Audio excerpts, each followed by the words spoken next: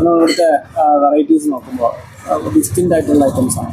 ഇപ്പം കഞ്ഞി അത് അതോടൊപ്പം തന്നെ മലബാർ സ്നാക്സ് ട്രെൻഡിങ് ആയിട്ടുള്ള ഐറ്റംസ് എങ്ങനെ മാനേജ് ചെയ്യും? ഇതിലൊരു ഞാനൊരു പഴയകാല മനുഷ്യനാണ്. അപ്പോൾ ഈ കഞ്ഞി എന്നുള്ള കൺസെപ്റ്റ്, കപ്പ എന്നുള്ള കൺസെപ്റ്റും എൻ്റെ മനസ്സിൽ ആദ്യമേ ഉള്ളതാണ്. അതിലെങ്ങനെ ഈ കപ്പ നമ്മൾ എങ്ങനെ അത് സ്പെഷ്യലായിട്ട് കൊണ്ടുവരാം, അതിനെന്ത് പേരിടാം എന്നുള്ളത് ഒരു ക്വസ്റ്റ്യനായിട്ട് മനസ്സിൽ വന്നപ്പോഴാണ് അതിനൊരു പേരിട്ടത് 3K എന്നുള്ളൊരു പേരിട്ടത്. 3K എന്ന് പറയുന്നത് കപ്പ, കാട, കട്ടൻ ചായ, ഇതാണ്.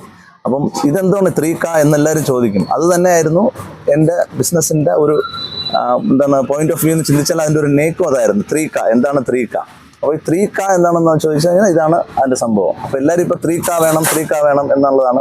അതിൻ്റെ കൂടെ നമ്മൾ കൊടുക്കുന്നത് പറഞ്ഞാൽ അതിൻ്റെ കപ്പയുടെ കൂടെ തന്നെ പഴയ ശൈലിയിലുള്ള കാന്താരി ചമ്മന്തി, പുളിമുളക് കറി, ചിലപ്പം താങ്കൾക്ക് അറിയായിരിക്കും പുളിമുളക് കറിയൊക്കെ വളരെ രുചിയുള്ളൊരു ഭക്ഷണമാണ്. ഉപ്പും പുളി എന്ന് പറയാം, പല സ്ഥലങ്ങളിൽ അങ്ങനെ പറയാം. അപ്പം ഉപ്പും പുളിയും, കാന്താരി ചമ്മന്തി, ദെൻ കപ്പ, അതിനെ കൂടെ കാടമുട്ട, ഒരു ചെറിയൊരു റോസ്റ്റ് പോലത്തെ സാധനം, ഇതാണ് കൊടുക്കുന്നത് കോംബോ.